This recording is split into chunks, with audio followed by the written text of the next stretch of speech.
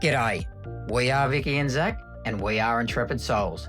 In this episode, we're exploring the Glasshouse Mountains in Queensland's beautiful Sunshine Coast hinterland. We show you the perfect location to stay at and give you the perfect one-day itinerary to make the most of your stay in the Glasshouse Mountains. So sit back and relax as we show you one of Queensland's most spectacular areas.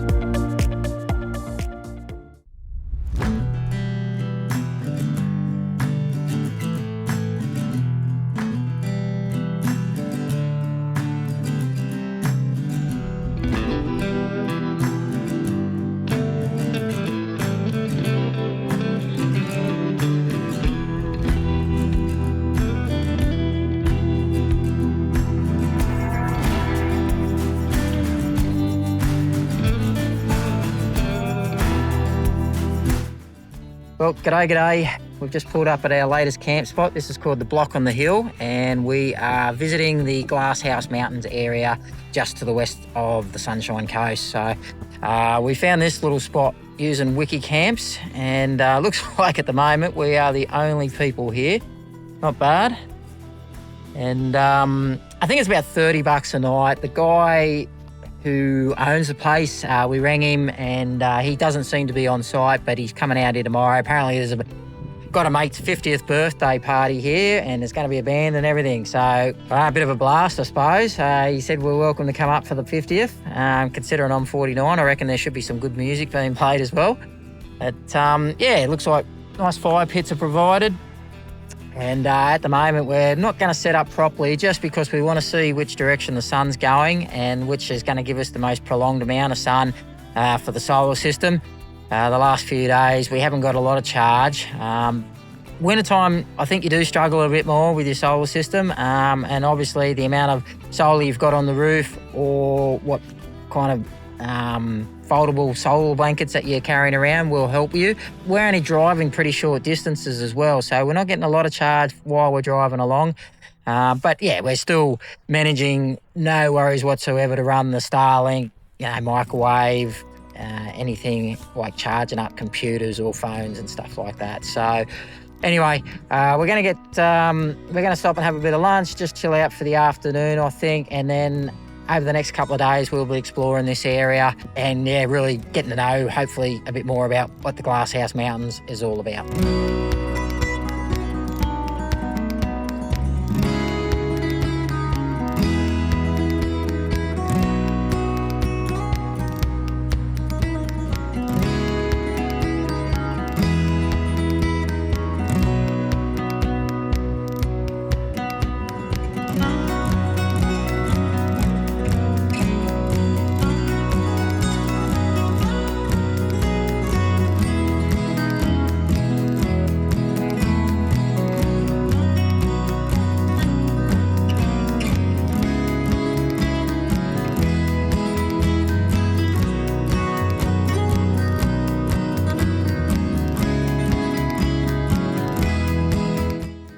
Well, this morning I'm going to take advantage of being able to do a couple of walks around the Glasshouse Mountains. Vicky's got an assignment due soon, so she's going to stay back at the caravan with Boof, look after him and do some work. And I've been coming past the Glasshouse Mountains for years and years and years, going up the Bruce Highway, but never actually had a chance to pull in and do anything around them. So I'm looking forward to just being able to do some hiking, check out some of these lookouts that are around, and just get a good feel for the area.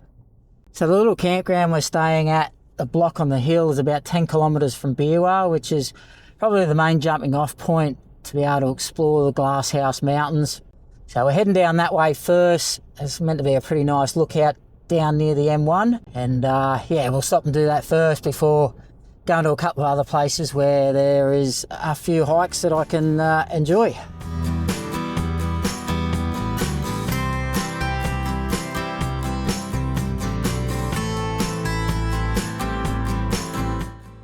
All right, so first stop this morning on the Glasshouse Mountains tour is the Wild Horse Mountain Lookout, which is just off the M1 highway.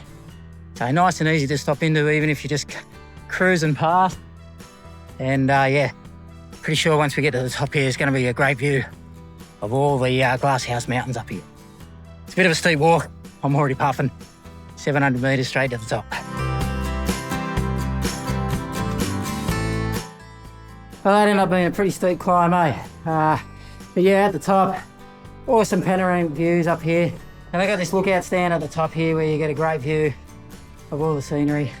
And there's a fair bit of information around the top of it as well. So yeah, it's worth it getting up here. See all the way out to the coast here on the Sunshine Coast. And even way down there in the distance, you can see the skyline of Bris Vegas. So yeah, it's pretty cool. Got the M1 running just here as well. So you can see how close it is to the M1 if you're coming past. There's a big service station where you pull off, and then there's a large car park down the bottom where you can easily pull up with a van and stroll up here to the top.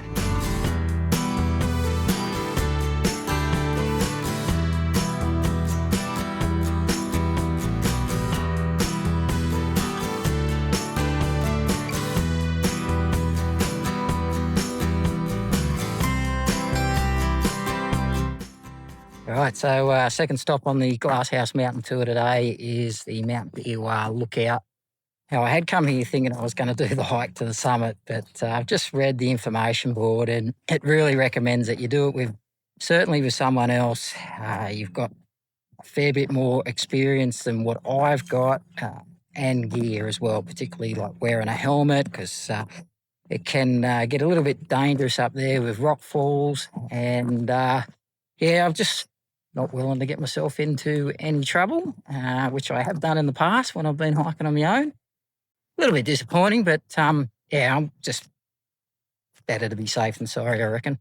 Anyway, this is like a little picnic area where you get a great view of Mount Beerwah. I just had a chat with a bloke who's done the hike in the past, and yeah, he did say it's pretty bloody sketchy, particularly the first part. It's a lot of tricky footholds, not a lot to hold on to, and if you froze, you could certainly, scare the hell out of yourself out there because there's literally nothing there. He reckons it just sort of drops, and yeah, he'd certainly advise that if you're going to do it, you do it with another person. So anyway, we might have to leave that for another time. Vicki certainly loves her hiking as well. So, maybe one day we'll get back here and we'll be able to do it together. Anyway, I figure while I'm here, I may as well just take a quick walk up to the base of the climb where it starts. The guy I was talking to recommended. I reckon it's pretty cool just for a bit of a view. So I just spoke to a couple of guys who have just come down from the summit. They're pretty young, and they were talking about a lady who literally just slid down the face of the walk, and they said it was pretty harrowing, actually. They really thought that she was gone. Funnily enough, when I was walking from the car park to the picnic area, I could hear a scream. Like, it was a really loud scream. I didn't know whether someone was just taking the piss or whatever. And as it turned out, it was this lady. And yeah, she managed to thankfully get hold before she continued to slide down the face of the rock. And I did walk past her. I didn't know at the time, obviously it was her, but yeah. So it sounds like a pretty full-on hike, particularly the first section of it. I believe once you get past the first section, it's not too bad. So yeah, I think it's hearing that, I'm certainly not going to have a crack on my own.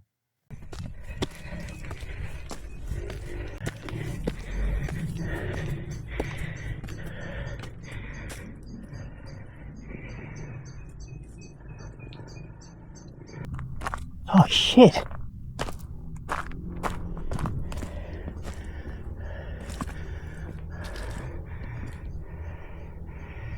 Right, so that's the section they're talking about.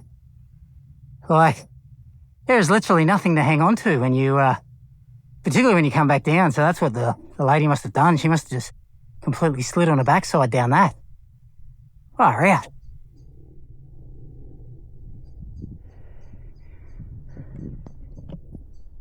Anyway, that's the start of the climb.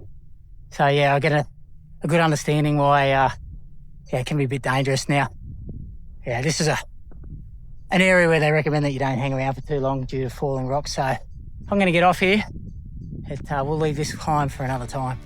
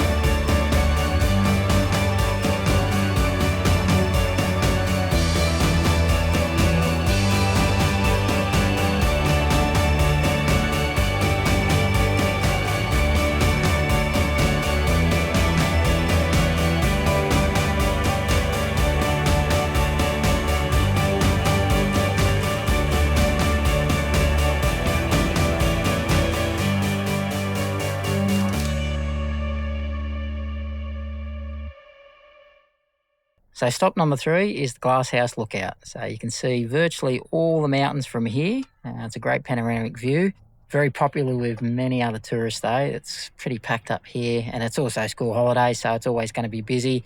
But yeah, it does give a great view of the whole region up here.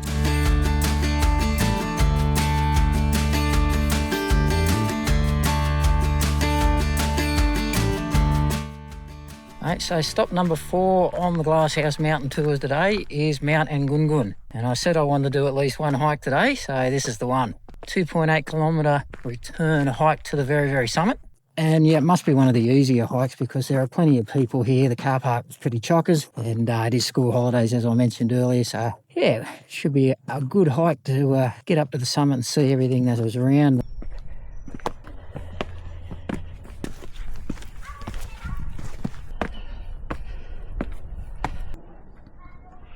Well, not too bad going so far. I reckon I'm probably about halfway up by now. It's a fairly uneven walk, but if you're of reasonable fitness, didn't have too much of a hassle getting up to the top here, I reckon.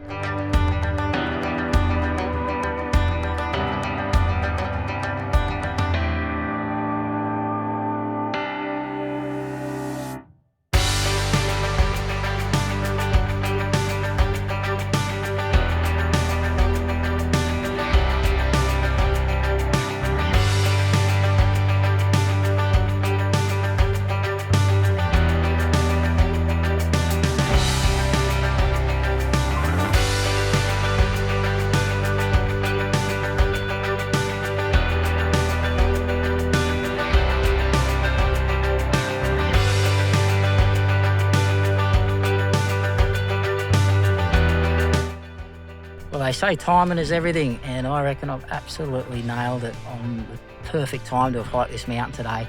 There's barely a breath of wind. Like, look how clear it is out here. It's absolutely beautiful.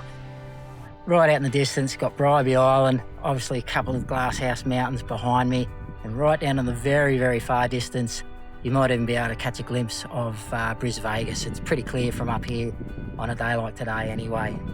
So yeah, it took me, I don't know, roughly half an hour to get from the bottom to the top. As long as you're of reasonable fitness, you'll be fine, and it's well worth it. It's absolutely stunning up here, particularly when you get a day like today.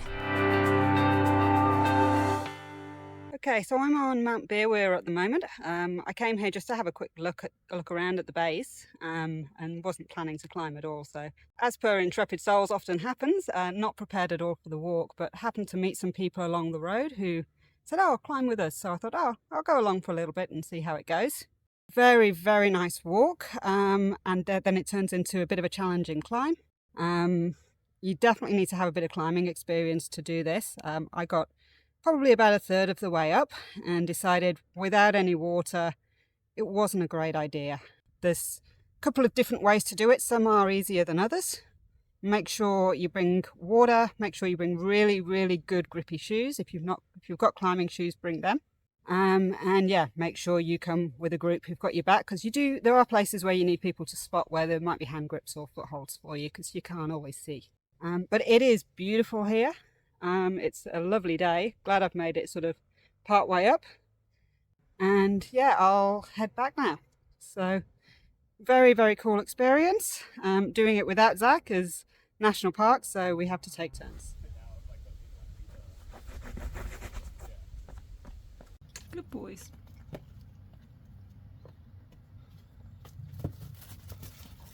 Well, yeah, no, Dave. You can't play. You can't play. He's too old to play with you.